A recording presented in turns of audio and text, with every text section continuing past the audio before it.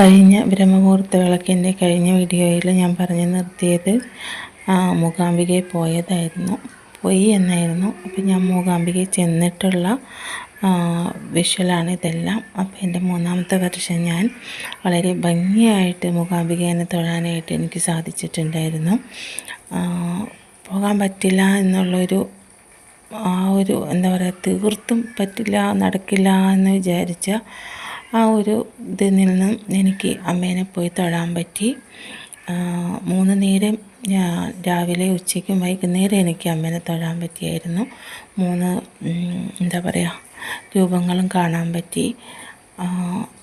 അതെല്ലാം ഇത് വിളക്ക് വെച്ച് പ്രാർത്ഥിച്ചുകൊണ്ട് മാത്രമാണെന്ന് ഞാൻ വിശ്വസിക്കുന്നുണ്ട്. പ്രപഞ്ചത്തിൻ്റെ ഒരു അനുഗ്രഹം കൊണ്ട് മാത്രമാണ് എനിക്ക് അമ്മേനെ തൊഴാൻ പറ്റിയിട്ടുണ്ടായിരുന്നത്. അതുപോലെ തന്നെ എനിക്ക് ഈ വിളക്കിനകത്ത് വെക്കാനുള്ള പുഷ്പങ്ങൾ പൈസ കൊടുത്ത് വാങ്ങിക്കാനൊന്നും നമുക്ക് പറ്റില്ലായിരുന്നു. പക്ഷേ ഞാനൊരു തെച്ചിയൊക്കെ നട്ടു വെച്ചിട്ടുണ്ടായിരുന്നു. പക്ഷേ അതിനൊന്നും പൂവിട്ടിട്ടുണ്ടായിരുന്നില്ല. ഞാൻ വിളക്ക് വയ്ക്കാൻ തുടങ്ങി ഒരു മുട്ടിടും അതിൽ നിന്ന് എനിക്ക് 2-3 പുഷ്പങ്ങളൊക്കെ കിട്ടുമായിരുന്നു.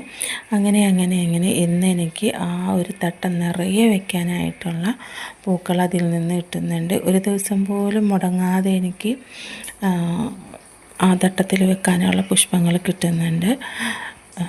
അപ്പോൾ എന്നെ സംബന്ധിച്ച് പറയുകയാണെന്നുണ്ടെങ്കിൽ ഈ ബ്രഹ്മമുഹൂർത്ത വിളക്ക് വെച്ചിട്ട് നല്ല ഒരു അനുഭവമാണ് കേട്ടോ ഉള്ളത്. മനസ്സിന് ഭയങ്കര ആ സമയത്ത് എഴുന്നേറ്റ് വിളക്ക് വെച്ച് പ്രാർത്ഥിച്ച് കഴിയുമ്പോൾ അന്നത്തെ ദിവസം നല്ലൊരു പോസിറ്റീവ് ആണ്.